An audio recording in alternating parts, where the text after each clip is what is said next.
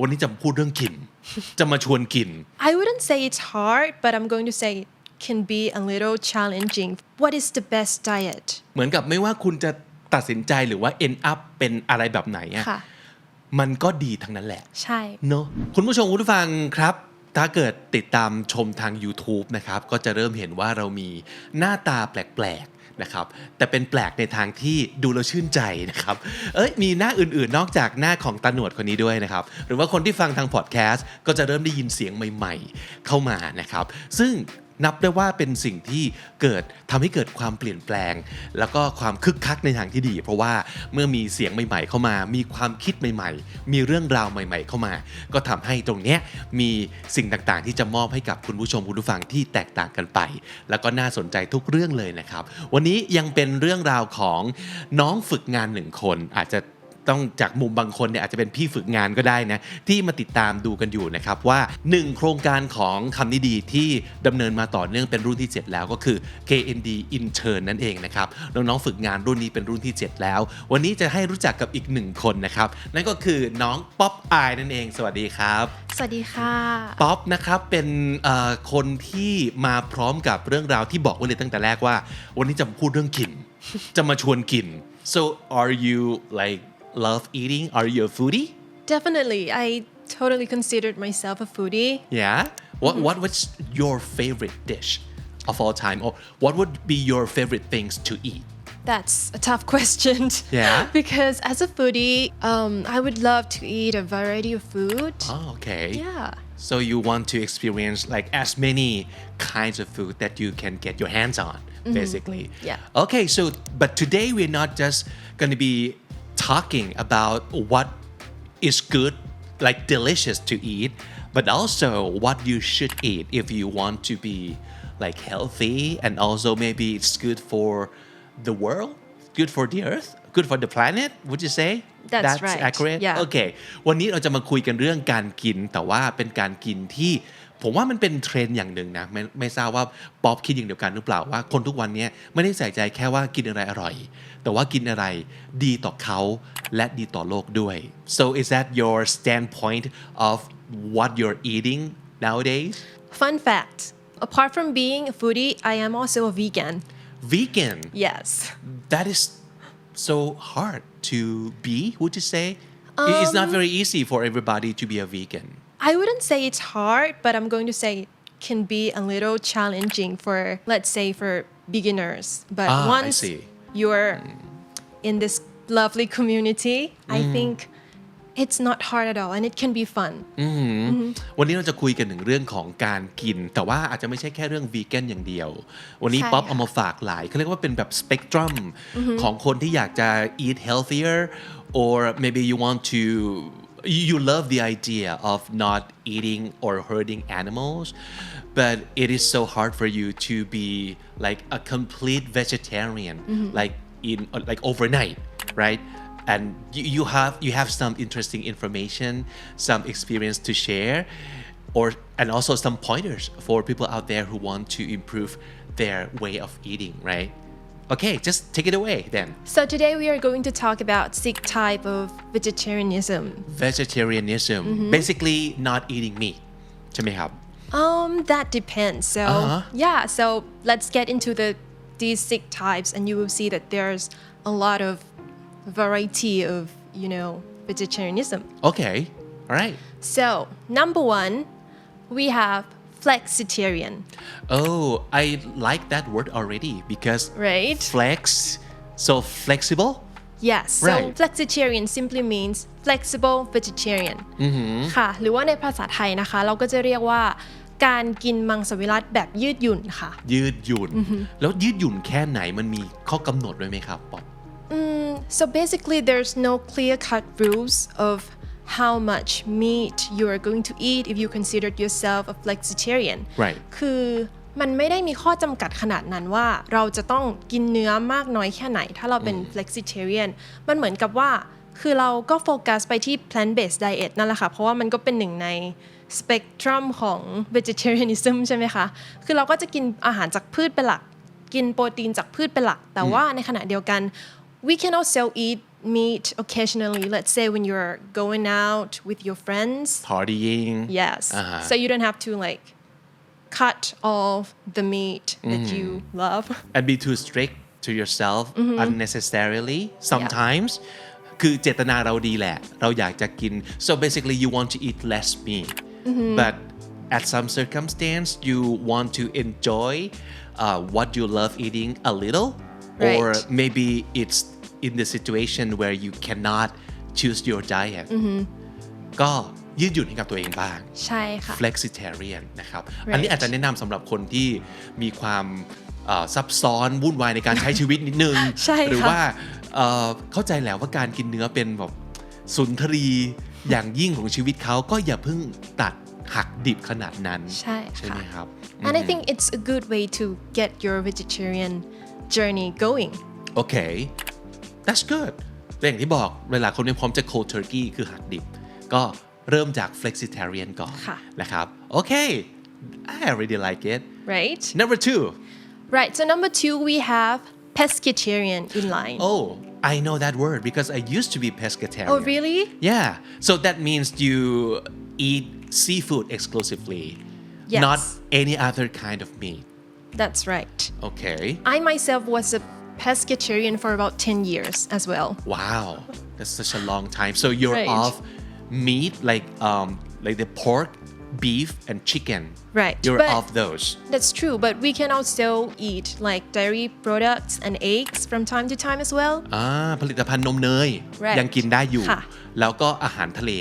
ใช่ แล้ว ยั ก็ กิ ไข่ นได้อยู่และไข่โอ้ ใช่คือ จริงๆ มันฟังดูแล้วจะไม่ยากมากจนเกินไปนะ ค่ะ ใช่ไหมครับ ถ้าเกิดไม่ใช่คนแบบคลั่งเนื้อขนาดนั้น หรือว่าคลั่งหมูขนาดนั้นเนาะ ค่ะ ก็สามารถจะแบบทิ้งสัตว์บก สัตว์ใหญ่ แล้วก็กินเฉพาะปลากุ้งหอยต่าง ใช่ค่ะ ก็ I highly recommend this pescatarian to somebody who really love Japanese food. ๆ Oh exactly Right? Because sushi, salmon, Right, sashimi and stuff you don't want to just throw all those out of your life right? จริงนะมันตอบโจทย์เหมือนกันครับ ค่ะ ความปลาดิบความอะไรต่างๆซูชิยังกินได้อยู่ ใช่ ไหมครับ อาจจะสลับจากแบบหมูกระทะชาบูยังมา enjoy ซูชิได้นะ ใช่ค่ะ น่าสนใจ pescatarian ค่ะ เป็นอีกหนึ่งทางเลือกที่คิดว่าไม่น่าจะยากจนเกินไป ครับ ค่ะ alright let's go Right. to number 3 So number 3 we have lacto-vegetarian. so what So- does lacto mean So lacto is actually comes from the word lactose. So are you familiar with the word lactose at all? นม ใช่ สิ่งที่ ค่ะ อยู่ในนม ใช่ ใช่ไหมครับ เราเคยพูดถึง lactose intolerant คือคน ค่ะ ที่ไม่สามารถจะกิน lactose ในนมได้ คือเขากินแล้วเขาย่อยไม่ได้ ก็จะเกิดอาการแบบไม่สามารถย่อยได้ก็ท้องเสียบ้างท้องอืดต่างๆ ค่ะ เพราะฉะนั้น lactose ก็คือสิ่งที่อยู่ในนม ใช่ so you basically mean you can still eat like dairy product right That's true. Yes. นมเนยมีอะไรบ้างครับ For example, we have milk, yogurt, cheese, butter. There's so many dairy products, and it includes bakery as well. oh okay So if you're someone who loves the sweets, right then lacto-vegetarian would definitely be a good choice for you. แต่อันนี้คือจะไม่เจอเนื้อแล้วนะ ถูกไหม ใช่ค่ะ จะไม่มีเนื้อสัตว์แล้วไม่ว่าจะเป็นสัตว์บกสัตว์น้ำแต่ว่าเรายังมีเรื่องของนมเนยไข่ได้ไหม ไข่ไม่กิน ได้ค่ะ กินนม ใช่ ของหวานเบเกอรี่ก็ยัง ได้ มี อยู่ ของชุบชูใจเนาะ ค่ะ โอเค lacto vegetarian is that it Yes. โอเค น่าสนใจครับ มีอย่างอื่นอีกไหม Speaking of eggs, yeah right? The Yeah. next one is actually ovo vegetarian. So ovo is actually means egg. oval Ovo. ก็คือ OVO. OVO เพราะว่าเราจะเคยได้ยินคาว่า oval แบบ oval office รูปไข่ของประธานาธิบดีสหรัฐ oval ก็คือรูปไข่รูปทรงรี ค่ะ ก็คือไข่ อันนี้คือ oval vegetarian so it must mean that you can also eat eggs That's true. So you follow a plant-based diet, but you can still eat egg, which I think can be very easy for most people because we all know that eggs is so easy to find and it also really easy to cook very versatile Right. also ค่ะ คือทำเป็นอาหารได้สารพัดอย่างเป็น100อย่างเลย ใช่ ครับความลำบากในการใช้ชีวิตก็จะไม่ขนาดนั้น ใช่ก็จะ แล้วก็ ง่ายขึ้นอีกนิดนึง อร่อยด้วย ใช่ อ ค่ะ ร่อยด้วยนะครับ แต่ว่าถ้าสมมุติเกิดเป็นโอโวเนี่ยก็จะไม่มีแลคโตใช่ไหม ไม่มีค่ะ เลือกว่าคุณจะไป อย่าง สาย ใด โอโว อย่างหนึ่ง หรือแลคโต ค่ะ ครับ แต่ถ้าเกิดว่าคุณผู้ฟังคุณผู้ชมนะคะ เป็นคนที่ชอบทานนมมากเลยอะหยุดกินนมไม่ได้แน่ๆแล้วก็ชอบกินไข่ด้วยอะเพราะว่ามันหาง่ายอะ ได้ไหม2 อย่างเลยได้ไหม ได้ค่ะก็คืออันต่อไปเลยมีชื่อว่า lacto ovo vegetarian ค่ะ นั่นเอง ใช่ก็คือ ผสมกันผสมกันทั้ง2อย่างก็คือทานนมทานไข่ แต่ยังเป็นมังสวิรัตินะค่ะ อันนี้น่าจะเป็นตัวเลือกที่ดีสำหรับคนที่ตะบะแก่กล้าค่ะ ตัดเนื้อออกไปได้แล้ว แต่ว่ายังห่วงหาอาวรกับขนมหรือว่าเมนูที่มันแบบไข่ค่ะ อันนี้ก็สามารถนะเราสามารถกะเพราเต้าหู้ไข่ดาวยังได้อยู่ ใช่ เฮ้ยไม่รู้สึกขาดอะไรนะ ใช่ไหม รสชาติก็ยังได้ it's truly approachable this one yeah So, ไม่น่ากลัวจนเกินไป ค่ะ นะครับเพราะฉะนั้นให้เป็นตัวเลือก lacto ovo ค่ะ โอเค and then coming to the last one which is what I am vegan vegan หลายๆ คนได้ยินคำว่า vegan ก็รู้สึกกลัวแล้ว เพราะว่าในความรู้สึกมันคืออะไรก็กินไม่ได้ แล้วกินได้แต่ผักอย่างเดียว is that true is that the basic definition of being a vegan Yeah, I think most people often look at veganism as something really strict because we actually not only stop eating all type of meats but also all types of animal products, animal byproducts. For example, dairy products and eggs. Like we didn't actually kill the animal and then eat the meat,ใช่ but all of those byproducts, eggs, milk, we just stop eating all of those. all together ทั้งหมดเลย And some vegan might also stop using fur, leather, and all type of not just food, but อะไรก็ตามที่มาจากสัตว์ ใช่ค่ะ ถูกไหมครับ ผลิตภัณฑ์ต่างๆ ที่มาจากสัตว์ค่ะ ก็คือเลิกใช้ไปด้วยเลย ก็เลยคนส่วนใหญ่ก็เลยมองว่าวีแกนเนี่ยเป็นอะไรที่ค่อนข้างเอ็กซ์ตรีม ใช่ ค่ะ แล้วจริงๆ ในคอมมูนิตี้อย่างเมื่อกี้สิ่งที่ชอบก็คือป๊อปเมนชั่นคอมมูนิตี้ขึ้นมา มันไม่ใช่แค่เรื่องของแบบกฎนะแต่พอพูดถึงคอมมูนิตี้มันจะเห็นการอยู่ด้วยกันของคนที่ทำอะไรหรือชอบอะไรคล้ายๆกัน หรือว่าเชื่ออะไรคล้ายๆกันคอมมูนิตี้ของวีแกนเนี่ยเขาโหดและดุไหมอ่ะเพราะเราจะรู้สึกอย่างนั้นนิดนึงนะ คือเหมือนแบบถ้าเกิดแบบกินเนื้อให้เขาจะมาว่าเราไหมหรือว่าเขาจะสตริกมากน้อยแค่ไหนกับการที่ห้ามนะอะไรประมาณนี้ครับ I think at the end of the day, it still depends on the person. Everything you do is according to what you believe in. So if you believe in like stopping animal exploitation very strongly then Yeah. you can go ahead and do whatever you want. But then you have to also respect other people's decision as well. Like if they're not ready to commit or to turn fully vegan, then you have to respect that as well. So or at least give them time yes, that's right. to adjust or to learn more True. because a lot of people they don't hate the idea of not eating animal or using the animal product but they just find it too complicated for their lifestyle probably or too hard to achieve and that would be the only thing that stops them from becoming a vegan or vegetarian Yeah, because we have been eating meat all our lives, like since day one. yeah We've been exposed to this pork, chicken, right right? แล้วเราก็จะมีความแบบโปรตีนเราต้องการโปรตีน ค่ะ เพราะฉะนั้น well the only obvious and easiest way to get protein eat like animal right Speaking of proteins, one thing just popped up into my head, Right. which is like most people have this misconception of being a vegan, you must have some kind of malnutrition. malnutrition คือ Right. ขาดสารอาหาร ใช่ ไหม ค่ะ ครับ คือคนจะคิดว่าเป็นวีแกนมันไม่โอเคแน่เลย เพราะว่าจะต้องขาดสารอาหาร จะกินโปรตีนจากไหน โอเมก้า 3 ล่ะจะกินจากไหนใช่ไหมคะ จริงด้วย But actually we can find all those nutritions in plant-based diets as well. For example, for protein, we can eat a lot of legumes ก็คือพวกถั่วที่ไม่ใช่ถั่วเปลือกแข็งค่ะแบบถั่วแดงถั่วเหลืองหรือว่าถั่วลูกไก่ which is my favorite chickpea right หลัง It tastes ๆนี้ really good หลังๆนี้เราก็ได้ยินอะไรแบบนี้มากขึ้นเยอะเนาะครับ chickpea ก็คือถั่วลูกไก่อร่อยนะจำได้ว่ามันก็จะเป็นตัวเลือกหนึ่งที่เราจะเห็นในสลัดบาร์ในอะไรแล้วก็กินเป็นถั่วเลยอ่ะก็อร่อยแล้วอ่ะ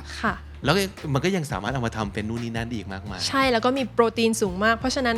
ไม่ต้องกลัวเลยว่าจะขาดโปรตีนถ้าเกิดว่าอยากจะเป็นวีแกนค่ะใช่ถ้า concern แบบ if your main concern is about like nutrients or the do not want to be like malnutrition that's not something that you have to worry about That's true Does it still sound a bit hard to you to like adapting yourself Is it hard? No I mean practically you can substitute almost everything that your body needs with everything plant-based just like you said but the thing is I don't want to stop eating like my like fried chicken basically มันเกี่ยวกับเรื่องของความมันคือความเคยชินนี่แหละถูกไหมครับความเคยชินความอร่อยที่มันเป็นสิ่งที่มันช่วยเยียวยาเราในวันที่เราแย่ๆป๊อปนึกออกป่ะคือแบบวันนี้ขอเยียวยาด้วยไก่ทอดสักหนึ่งชิ้นได้ไหมand it'll fix your emotion just like that so I think maybe that would be some sort of attachment that you still have with all the food that you are used to eating and easily get ง่ายมากเลยที่ไหนก็มีไก่ทอดที่ไหนก็มีหมูปิ้งใช่ไหมครับถ้าเกิดจะให้เราเปลี่ยนไลฟ์สไตล์เลยเนี่ยเชื่อว่าหลายๆคนยังมีเครื่องหมายคำถามอยู่ครับ So if you still find it a bit challenging to like become a vegetarian Don't worry, I am here today to talk about 4 tips that could make it easier for newcomer. Right? เราก็จะเป็น newcomer ได้นะอย่างที่บอกยืนยันว่าตอนนี้หลายๆคน aware แหละถูกไหมว่ามันไม่ดีต่อโลกยังไงบ้างไม่ดีต่อเรายังไงบ้างถ้าเกิดกินเนื้อสัตว์เยอะเกินไปแต่ทีนี้ทำยังไงให้มันง่ายขึ้นครับปอ Right. So, number 1You can start by cutting your least favorite animal product out of your diet first ชอบคำนี้ least favorite ใช่ค่ะเพราะว่าดังนั้นเรากินเนื้อหลายแบบอยู่นะตอนนี้ใช่ค่ะคือหมูวัวไก่อาหารทะเลแพะแกะกุ้งต่างๆต่อให้เราเป็นคนที่ชอบกินเนื้อสัตว์ยังไงอะอย่างน้อยมันต้องมี1อย่างที่เราโอเคเราไม่ได้ particularly love it that much so I can live without this kind of meat exactly ตัดก่อนตัดสิ่งที่เราไม่ชอบออกไปก่อนเลยค่ะอย่างเช่นพี่บิ๊กมีไหมคะแบบสิ่งที่เป็นผมไม่ได้ชอบเนื้อวัวเท่าไหร่อยู่แล้วอันนี้คือส่วนตัวเป็นคนที่กินวัวแล้วไม่ได้รู้สึกอร่อยเท่ากับกินไก่หรือกินหมูค่ะครับยกเว้นเนื้อวัวดีๆมากๆอะไรอย่างเงี้ยแล้วก็เคยตั้งกติกากับตัวเองนิดนึงว่าเนื้อวัวก็จะกินได้นะแต่จะกินเฉพาะตอนเดินทางท่องเที่ยวไปเจอเนื้อวัวที่ดีมากๆจริงๆก็จะยอมกิน because that would worth it right so if it's like the normal kind of beef I can just live it out but a very special one วากิวต่างๆเราอยากรู้มันอร่อยขนาดไหนวะอะไรเงี้ยแล้วพอกินปั๊บก็รู้สึกว่ามันอร่อยจริงๆนะแต่ก็กินเพื่อเป็นประสบการณ์เพราะฉะนั้นอันนี้พี่รู้สึกว่าตัดง่ายก็จะเลิกเนื้อวัวไปก่อนแล้วก็เคยมีอยู่ช่วงหนึ่งที่ซัฟเฟอร์กับเกาต์แล้วเขาก็ว่ากันว่าต้องลดไก่นะ พี่ก็เริ่มตัดไก่ก็จะเหลือหมูนะครับแล้วก็ช่วงนั้นคือเป็น pescatarian ก็คือเป็นเน้นกินปลากินอาหารทะเลพอเราไปกินอาหารทะเลเยอะๆเข้าแล้วก็รู้สึกว่างั้นกินหมูน้อยที่สุดก็แล้วกันก็ค่อยๆตัดทีละน้อยจนประมาณช่วง 2-3 ปีก็คือเป็น full on pescatarian หมูเนื้อไก่ไม่กินเหลือแต่อาหารทะเลแบบเนี้ยใช่ไหมอย่างที่ป๊อปหมายถึงใช่ค่ะค่อยๆตัดสิ่งที่เราไม่ชอบออกไปก่อนมันจะได้ไม่รู้สึกว่า you're being too hard on yourself แล้วมันไม่เหลืออะไรเลยนะโอเคนั่นเป็นข้อ1ข้อ2ครับข้อ2ค่ะก็คือเป็นการคิดกลับด้านจากเมื่อกี้เลยจากที่เราตัดสิ่งที่ไม่ชอบใช่ไหมคะเราก็กลับมา find your new best friend in this plant-based diet that's very well put I think your new best friend ในที่นี้ป๊อปหมายถึงอะไรครับ ไม่ได้หมายถึงหา รัก เพื่อน คให มากิน plant based กับเรานะคะ แต่หมายถึงว่าในบรรดาผักที่เราอาจจะไม่ได้ชอบรสชาติของมันเท่าไหร่มันจะต้องมีหนึ่งอย่างที่เรารู้สึกว่านี่แหละใช่เป็นรสชาติที่ใช่ เหมือนถั่วลูกไก่ของป๊อปอย่างงี้ใช่ปะ ใช่ค่ะ คือหาซิว่าอะไรที่เป็นนอนมีทั้งหมดเนี่ยเราชอบอะไร ใช่ค่ะ แล้วก็มาโฟกัสที่มันใช่ไหม ใช่ค่ะอย่างนอกจากถั่วลูกไก่เนี่ยโดยส่วนตัวคือป๊อปชอบกิน sweet potato มันหวาน เพราะว่ามันก็เหมือนเป็นขนมใช่ไหมคะเพราะว่าพอเราเป็นวีแกนน่ะมันจะมีเบเกอรี่น้อยมากเลยที่เรากินได้เพราะส่วนใหญ่เขาก็จะมีส่วนผสมของนมแต่ว่าพอเรากินมันหวานเนี่ยมันเหมือน ได้กินขนม ใช่ได้กินขนม แล้วก็เป็นการเหมือน shifting the focus from the taste of the food into your satisfaction and your enjoyment เหมือนกับว่าเวลาที่เราสมมติว่าเรากินหมูใช่ไหมคะโอเคมันอร่อยเท่านี้เวลากินมันหวานมันอร่อยเท่านี้คือความอร่อยที่ได้เนี่ยมันเป็นคนละอย่างกันแต่ว่า self satisfaction คือแบบความพึงพอใจหรือว่าความ enjoy ในการกินอ่ะมันเท่าๆกันเลยค่ะเข้าใจละพอเห็นภาพก็คือแทนที่เราจะไปโฟกัสว่ารสชาติเป็นยังไงใช่แล้วก็ไปดูซิว่ามันตอบโจทย์อะไรเราก็คือใช่ค่ะเฮ้ยมันยังได้ความพึงพอใจอร่อยเหมือนกันค่ะ enjoyment พี่อาจจะตีความว่าอย่างนี้หรือเปล่าป๊อปคือเราสนุกกับการสมมุติเราเจอแล้วว่า new best friend ของเราคือถั่วลูกไก่คือมันหวานบางคนอาจจะบอกว่าเห็ดว่ะเราชอบเห็ดบางคนอาจจะบอกว่าแครอทบางคนอาจจะบอกว่าเคลอะไรก็ตามทีเจอ new best friend ละลองไปหาความสนุกในการทำ new best friend ของคุณนะให้เป็น variety of food that you can enjoy ใช่ค่ะ I think that's exactly the kind of food experience that you can still get whether or not you eat meat or not right definitely น่าสนใจ so that could also mean you get to be more creative with what you eat yes มันอาจจะสนุกมากขึ้นก็ได้แล้วก็ทุกวันนี้ครับคุณผู้ฟังคุณผู้ชมครับแอปในการสั่งอาหารของเราลองไปเปิดดูได้นะผมเคยลองเซิร์ชก่อนหน้านี้เราก่อนที่จะมาจัดเอพิโซดนี้ลองเซิร์ช vegan ไม่ว่าจะในแอปพลิเคชันอะไรก็ตามที่สั่งอาหารเนี่ยมันเยอะขึ้นกว่า let's say a year ago a lot more very significantly I would say มันเห็นว่าโอ้โหมันเยอะมากอย่างไม่น่าเชื่อมีไม่ต้องพูดถึงคำว่าสมมติคุณเสิร์ช lean หรือว่าเสิร์ช healthy มันเยอะมากอยู่แล้วแต่แบบสโคปลงมาเป็น vegan ก็ยังเจอเยอะมากอยู่ดีหรือว่าเขาว่า plant based ก็เยอะแล้วก็ it's almost like you can basically see it everywhere right and the truth is that it's not even that different from like normal food because these days we have all kind of like substitutes which leads to tips number 3 which is veganize your favorite meal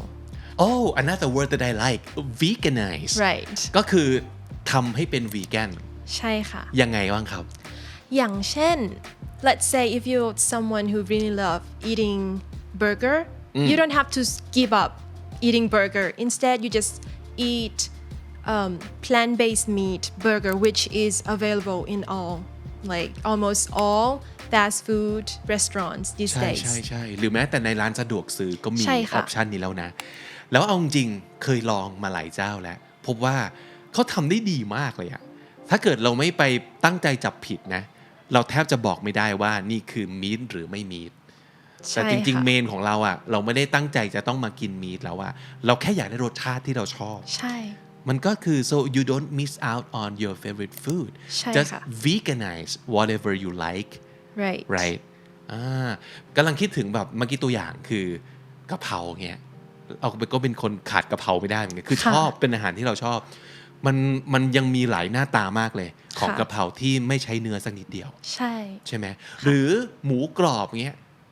เราพบว่าบางเจ้าอ่ะทำหมูกรอบได้